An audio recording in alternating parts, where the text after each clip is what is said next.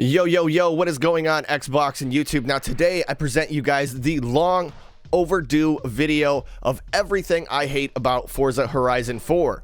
Now, everything in this list was compiled by the Elite Crew over the past few months. Now, if you guys have not subscribed to the Elite Crew, make sure to check out their channels in the description below. You can find every one of their channels, and I see no need on why not to do anything like that, but we're not going to get into that right now. What we're going to be getting into tonight is the Forza Horizon 4 game and the exact problems that we are experiencing and continue to experience throughout time here. So we're going to be starting with the UI issues, and that is a pretty short list. There's a few things that do bother me, but overall the UI is pretty solid. Now, it wasn't solid on launch, but most games aren't solid when they first release anyway, so that's not really a bearing to go by. But these UI issues continue to present themselves within the game, and there's just certain things that I think are completely flawed. They're not even necessarily issues with the game, they're just how the game works. So we're going to be starting with the UI issues, and then we'll be jumping over to the online adventure / lobbies problems that we are having. So between online adventure and the lobbies and the UI issues, we have a good list here to go through. So we're going to be starting with number one on the UI issues. Now, number one is Forza streamer mode disables after every shutdown. So I know you guys watch my live streams. A lot of you guys watch my live streams. You watch Phil's live streams. 95% of the time, I forget to re-enable streamer mode. Now, you will see streamer mode on screen. So every time we go into the options and enable streamer mode will disable the next time you boot the game up. So I don't really know what's up with that or where that's coming from or why that's even a thing. I selected an option, which was enable streamer mode. It should stay enabled. It shouldn't be revolting or resorting back to a default stage or state when the game is shut down and booted back up. So 95% of the times I'll start a stream with the in-game music still running. And for anybody that live streams, you know that running copyrighted content isn't something you can necessarily do without some sort of a repercussion. Sometimes really bad repercussions, but in this case you end up just getting your entire live stream flagged, albeit I only make about 10 to 25 cents on a stream, but still, man, that's my quarter. I want to buy a gumball or some shit, give me my 25 cents back. So that is my number one issue with the UI. So moving on to number two, we have the Anna. Now, for those of you that don't remember Anna is basically the D-pad setup or the D-pad AI that you can talk to. She'll help you find races, fans. She'll basically help you through the game if you don't know what to do or where to go. Anna is, or at least was, a really, really helpful tool in Forza Horizon 3. Now, within Forza Horizon 3, you could use Anna to quickly jump into an online adventure match. So instead of having to press start, go all the way over to online adventure, you didn't have to do that. You could just press down and over on the D-pad, and she would automatically start searching for an online adventure. Albeit, this isn't a crazy problem, and it doesn't really require too much more time to just press start and scroll over to online adventure. It was a nice thing that I really appreciated from Forza Horizon 3 that I just didn't understand why it was removed in the first place. So that is number two for the UI. Number three, moving on, is insane amount of loading screens, and loading screens between races, loading screens particularly in the online adventure section. Now, I don't understand. I do understand, but I don't understand why we have to have so many different loading screens for so many different things. We have, the loading screen at the beginning of the race that shows your car. Then we have the loading screen that shows the top two players, usually on each opposing team, albeit red and blue. Or if you are playing free roam a race, I'm not actually sure how that one works, but regardless of that, there is a ton of loading when it comes to that particular type of thing. An average match or championship on Forza Horizon 4 lasts anywhere from 15 to 25 minutes, depending on how many races that you actually race. 3 races usually comes in around 15 to 18 minutes. The entire 5 race championship usually comes in around 20 to 25 minutes, depending on the race and the play style. So that can really drag out when you have to tack on an extra like 5 minutes of loading screens that realistically didn't need to be there. And my own opinion here, the only reason they are there is because they have to give people a reason to show off their clothes and the way their player looks in the game, and show off their emotes and all this other stupid crap that basically I think Forza had ideas of making microtransactions in this game for character customization. Not sure, but it just kind of seems like that. And on to number 4 here. We got cannot load into races with the snap menu. So as you guys see on screen right now, if you for some reason happen to open up your snap menu to, let's say, check a message, check the time, check your achievements, pretty much anything that you would do in the snap menu, if you happen to open it up while you're loading in between races, or you're joining a lobby and waiting for it to load, you won't get into the race because your snap menu is opened. You will load to a certain point, and then it will just continue to load. As you see, it will just continue and continue to load until finally it kicks you right back out into free roam, and it says that you have to wait for the event to finish. Albeit this is a great way to get out of doing free roam rush, but at the same time, it's like, to me, it seems kind of buggy because most people will probably be messaging in between races, and if you just so happen to be doing that at the opportune moment when the next race is loading in, you will not be getting into that race. You'll have to wait till the next one. So that is a major UI bug in my opinion. But on to the next one is takes forever to find and get into a ranked lobby. Now, once again, this is something that is, in my opinion, absolutely unacceptable. The ranked system, on top of it being it taking forever for you to get into a lobby, it actually is broken in multiple ways, not including how long it takes to find a lobby. And we will jump into those things a little later on in the video, but it does take forever. And a lot of the times you get stuck with 10 or 11 people, and then it says, you know, canceled matchmaking because there's not enough people. And you will go through this for about 15 and sometimes even 25 minutes, as you guys see on screen. And this is a problem that I really don't get, and why it has not even been addressed or fixed in any fashion whatsoever. Because the reason why ranked is taking so long is because a lot of people are trying to play with their team. So there's a thing called team ranked, and then there's the solo ranked, and I believe there's one for playground games. I don't really play those though. But if you are trying to party up with, let's say, one or two of your teammates to play team ranked adventure, a lot of the times it won't work at all. Only one of you guys will get in, and this causes an entire lobby like breakdown, where if one group of people isn't able to connect every one of those people within the group, the entire game just cancels the lobby and it resets and searches again. So this process can really take some time, and I found it gets worse as you go within ranked. So you might start off maybe 10 minutes being able to find a game, and then it goes to 15, then to 20, and by the time you're on your 3rd or 4th ranked championship, you're taking 25 minutes to a half hour to find another lobby. A lot of the times I found rebooting the game seems to help this problem and speed the process up a little bit, but a lot of the times it really isn't a good fix. And realistically, you should not be having to reboot your game to just find a lobby. So that is another big problem with the UI. But that really does it for the UI issues that I have noticed. If you guys noticed any other UI issues in Forza Horizon 4, please let me know, because I struggled to make this list for the UI, but that's not necessarily a bad thing. So with that being said, guys, we'll be moving on to the online adventure issues, and boy, do we have a lot of online adventure and lobby issues. So that means infected lobbies, custom lobbies, car shows, all that good stuff. So we'll be moving on to those issues right now. All right, guys, so we are moving on to the online adventure and lobby issues, starting with number 1. Some photos on events and tiles, the event tiles, don't actually display the accurate type of a photograph. And what I mean by this is sometimes, depending on the race, you will get let's say an S1 street race championship going, but the photograph within the street race section is actually of off-road vehicles. So it really doesn't make sense. Not really too big of a deal, but still a problem nonetheless.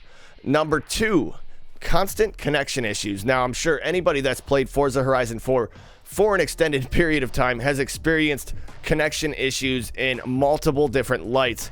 Everything from not being able to get people into your online free roam session or your custom lobby to people simply joining your convoy and not being able to make it into your lobby. Now, I have found a slight workaround to this issue. If you cannot get somebody to connect to your free roam session, one thing you can do is join up on a online adventure and then invite them. It tends to work, and it tends to let them into the online adventure lobby, but not your free roam lobby, which is something that really confuses me, and I think it has something to do with networking, or I don't really know. I'm not that smart, and it's just it becomes a major issue when you're live streaming or when you're trying to party up with friends and things don't really work out the way you would expect them to, and there's no real pushback or feedback, I should say, from Forza on fixing the connection issues. Number 3, no way to kick people out of your online lobby. Now, this is once again another issue that most live streamers have experienced, because when you are trying to get people in and out of your lobbies in a timely manner, a lot of the people won't exactly leave when you want them to. Sometimes you get trolls in your lobby and they won't leave ever. So the only way to really get rid of them is to pretty much reset your entire lobby and re-invite everyone back. Currently, I am not aware of any way to kick somebody out of your online session or lobby or private or custom lobby or anything along those lines. As far as I know, the only way you can do that is by resetting your entire lobby. So that is a major issue. Number 4, coming in second when you've clearly came in first, or coming in a position that is behind the one that you were in. Now, I have a few examples, at least one example of this happening. It is a hard thing to have happen because it has to be a really, really close race or a really, really close position. And it is the most annoying thing, especially when you're about to get first place in a race. You're clutching it as hard as you can. You think you got them, and then you get told that you you essentially did not get first place. You are now in second place. I've seen this happen. I've experienced it multiple times. And like I said, I at least have one example of this happening, but it does happen quite often and seems to happen more or less around first and second place because they tend to be the closest. So that is a major problem, because if you win a race, clearly on your screen, if you are in front of the guy, you should win the race. He should not be winning that race, period. But I understand between networks, that guy might actually think he's ahead of you. So there's some sort of networking issue along with that, in my opinion, anyway. But the bottom line is that you cannot, when you come in first, clearly you come in second for some weird reason, and I'm not exactly sure where that's coming from. But it's another one of those hair-pulling moments where it's like, why, Forza? Why must you do this? Now, number 5, onto something that I personally hate in the game. I don't know if you would necessarily call this a bug or a glitch or any sort of an issue with the game, but it is free roam rush. Now, I really don't understand this in Forza Horizon 4 because, in my opinion, it breaks the entire championship race mode. Like in Forza Horizon 3, the rush portion of racing in an online adventure championship was more or less something you could do, or you didn't really have to do. You could use that time to go up and get something to drink or go to the bathroom really quick, or you could use it to stack points and potentially move up a position in the championship. So it was more or less, in my opinion, based off of your driving skill in Forza Horizon 3. And to me, that made more sense. I understand, albeit that is a flawed system. I still think that is a better way of doing things than turning the free roam rush into a race. Number one problem with that is that if you decide to get up and go to the bathroom, or if you decide to get up and get a drink, there is a good chance you could get kicked from your lobby for inactivity because you are not participating in what is considered to be a race, even though it is simply just driving from one point to the next in preparation for the next race. But the bigger issue, in my opinion, with this is when you are trying to compete within a championship, realistically, if your team is playing smart, you really don't have to pick the car that the races are tailored for. So let's say you are racing S1 Street. You don't necessarily have to pick a street car, and it's the same thing with any other race. Street versus off-road, off-road versus street.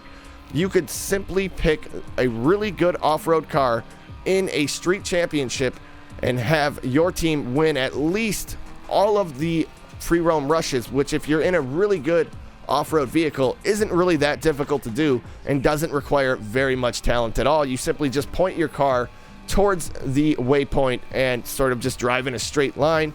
Very rarely do you have to drive around things like water or lakes, but for the most part you will win every free roam rush, leaving you only to have to win one race out of the entire championship. And by winning the championship, or the race I should say, you only have to place within the top position. So if a good portion of your team is up front, not even necessarily in first, you win the race by default. So if you win one race and win all of the free roam rushes, you essentially nullified the other two actual races that were tailored to the championship and that people picked cars for.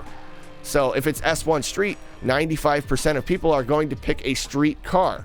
So that means they necessarily, during a free roam rush, can't really go too fast off-road, and if they do, they lose control, or it's just a headache in itself to try to drive a street car off-road. So your only real option with free roam rush is to follow the road, which turns out to not always be, actually about a good portion of the time, is not a good idea whatsoever, and you end up having to go off-road in your street car, therefore losing the free roam rush. And if you lose enough of them, you lose the championship. So even if you got first place in every one of the street races, there's a good chance you could still lose the entire championship over something as stupid as losing a free roam rush. And this goes the same for ranked and unranked online adventure. But that was a long one. So on to number 6, which is another big pet peeve of mine, and I'm sure it is for a lot of you guys too. Too many wall-rideable walls, on corners especially. Now, there is tons of walls. I would argue almost every corner in Forza Horizon 4 that takes any skill to actually master has a wall that is a non-destructible wall that goes all the way around the corner. And if you want to be that guy, you can simply just wall ride your way all the way around that wall, and it will set you perfectly up for the next straightaway. So a lot of people you will see online will tend to wall ride just to simply push their way all the way up to the first position, even though their car has no handling. They have no ability to handle their car. They have no throttle control, no brake control. They barely know how to drive, but because they know how to wall ride, they can place a podium finish, which to me makes no sense at all, because in my opinion, racing was supposed to be based off skill, not exploitation of the game or the said walls in the game. So that is a really, really big problem. The same thing goes for there are too many destructible walls in general. But the worst part is during the straightaways, because we have a completely toxic community in Forza for the most part. I would say it's about a 75-35 split, somewhere along those lines. But a good portion of the Forza Horizon community is really, really toxic. So if you are going down a straightaway that has destructible walls on each side of the straightaway, all it takes is for somebody to nudge you into that wall, and then the wall will eat you, and it will complete the rest of the task for the guy. So all you have to do if somebody is bothering you is bump them into the destructible wall, and they will proceed to be eaten by said wall. So that doesn't really take too much skill at all. And then on a lot of these turns and corners within the game, we have a lot of destructible walls as well, and destructible items, I should say, and they cause very similar problems in the corners, but it tends to be far more congested and just more of an issue in general when it comes to trying to figure out what position you're in and how to play a race in a fair manner. So having too many destructible walls, especially on the straightaways, really penalizes people that are good at racing in the game, that are just being trolled by people that love to ram in the game, which is a major issue in my opinion. On to the next one, which is there is no penalty for wall riding either. to the first or any position. So if somebody wall rides their way all the way up to first and wins podium every race, or even just wall rides simply to move up a position, they don't get a penalty on their track time. They don't get a penalty on their overall championship score. They don't get a penalty, period. Now, I would suggest bringing penalties into the game for severe wall riding or bashing or ramming within the game, because that would encourage better play style. That would encourage better racing and therefore make the game more fun, at least for me. Now, on to the next one is tracks encourage too much bad driving behavior. Now, with the walls that are wall rideable around every corner, destructible items, like I was just saying, destructible items around every straightaway and around any corner that doesn't have a wall rideable wall, it really, really incentivizes people to make bad decisions in order to force their way up into the positions that they want to be in. So instead of, incentivizing somebody to race better in the game, you're essentially incentivizing people to cheat, to win. And that is a major problem, because that doesn't really make the game very fun. If anything, that makes it quite toxic. So that is something I really, really don't like. Another thing I really, really dislike within this game is there's too many night or rainy races. Night and rainy, night races, rainy races. It seems like Forza Horizon 4 really loves to show off its weather effects, but we really just want to race in summertime. So I don't understand why 90%, I feel like a good portion of my races are either at night during the rain, or at night by itself, or at or raining in the day, or raining at any other point of the time. Snowing, raining, but raining and nighttime seem to be a major thing within online adventure, and it doesn't seem like there's enough diversity going on there. The next one is there is not enough competitive cars, especially within A-Class. So I have been playing this game since release, and I've only found maybe 2 or 3 A-Class cars that are actually good. Now, as you guys will see within the video, all 3 of the cars that I consider to be good in A-Class are all at the front in the proper order, starting with the Bone Shaker, then you have the Daytona, and then you have the 65 Mustang, which I am driving. And these tend to be the best cars in A-Class, regardless of street, regardless of off-road, or anything along those lines, regardless of weather conditions. The main car that really seems to be doing really good in A-Class at the moment is the Bone Shaker. Now, this is a Hot Wheels car. This technically isn't even a real car. So there is 3 competitive vehicles within A-Class. Now, the same behavior kind of sprawls itself out throughout each class, but it's more prevalent in A-Class than any other class. Mainly because a lot of cars can have good high speed, good handling, but a lot of them don't have the acceleration and the launch they need to be competitive. And it just ends up ruining the game, because out of every car in the game, there's 3 cars in A-Class that are actually competitive, in my opinion. So that makes the game once again not fun. I have over 400 cars, about 95 to 100, or about 95% of them I don't drive. I have a favorites section with about 15 cars out of over 400. So that really shows you that there's not too much competitiveness going on within the game. You tend to see the same cars within races. A lot of people aren't racing those fringe cars, or those cars you don't see people driving too often, because they're simply not competitive. I bought the $10 million Testarossa Ferrari that used to dominate in A-Class, and I can't get the car to control itself to save my life. So the car is just literally impossible. I'm sure somebody out there could probably do it, but it ain't me. And on to the next issue, which is no online adventure mode in Fortune Island.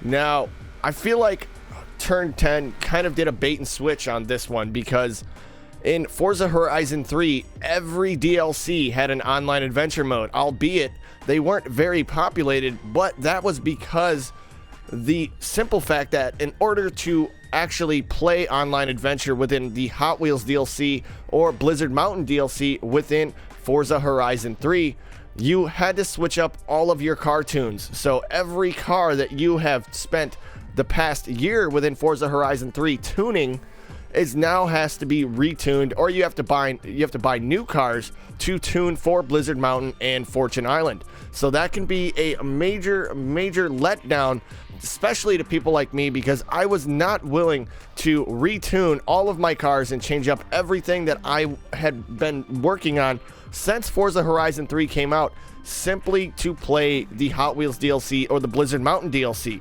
Now, in order to get into Blizzard Mountain and be competitive, you had to switch your tires from street tires to snow tires. Now, usually doing this would result in your car's overall rating being changed. So instead of it being an A-Class 800, it is now an S1 905. And that completely screws up your entire tune if you have been spending a lot of time figuring out how to get the car to run at its top peak moments. So most people would stay away from the Hot Wheels and the Blizzard Mountain DLC for those reasons. Same with the Hot Wheels DLC, although there were a few other reasons people did not like playing it. One was it was vertigo inducing. With the way the camera moved around, at least for me, it was quite vertigo inducing. But it was the same exact thing. In order for your car to technically be competitive within the Hot Wheels track, you had to have the Forza Horizon tires or the Hot Wheels tires on your car. Now, once again, this changes up your tune and completely nullifies any tune you've been working on for a long period of time or any time before the DLCs came out.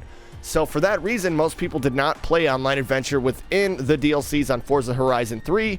So it seems like Turn 10 just sort of assumed that nobody wanted to have Online Adventure in the Forza Horizon 4 DLCs. So Fortune Island is literally what it sounds like. It's an island full of money and a few gnarly drift zones.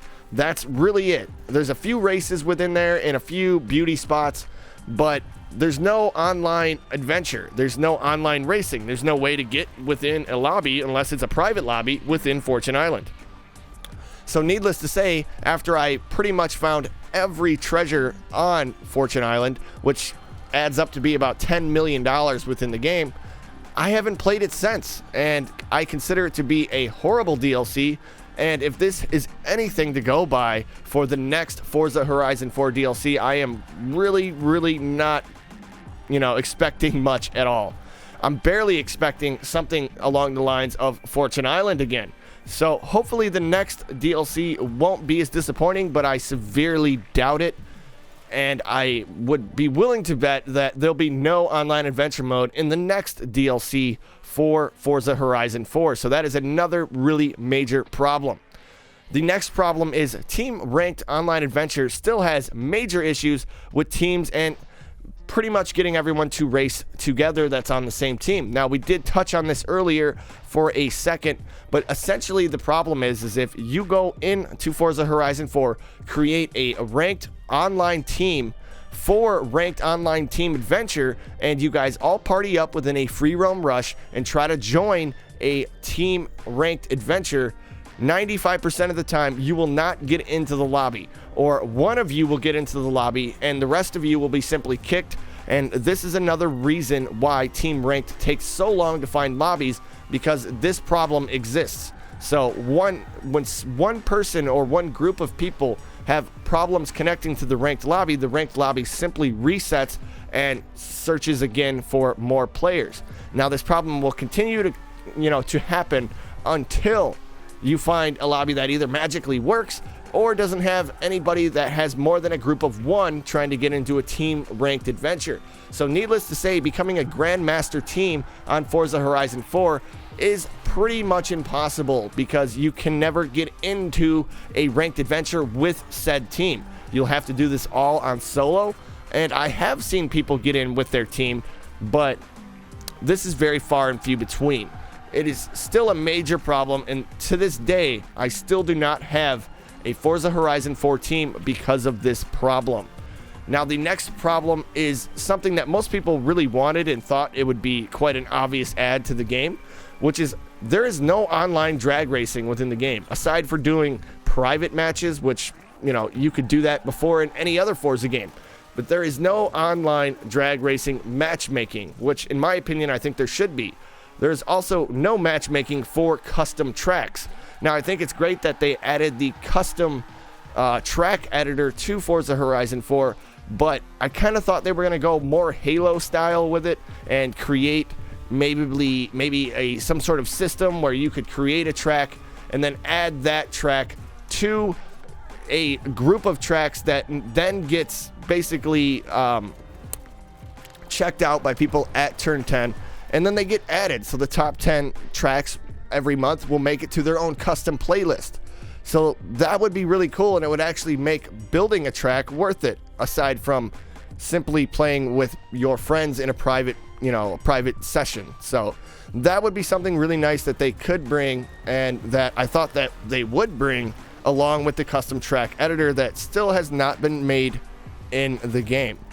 Now, the next problem is no class-specific matchmaking modes. Now, if you guys remember, in Forza Horizon 3, there were class-specific matchmaking modes. So if you wanted to only do A-class racing or S1 class racing or S2 class racing, you could join a matchmaking lobby that would simply play that particular class. This was really good for tuning a car or just playing with the car that you honestly wanted to race with, and there's nothing wrong with doing anything like that.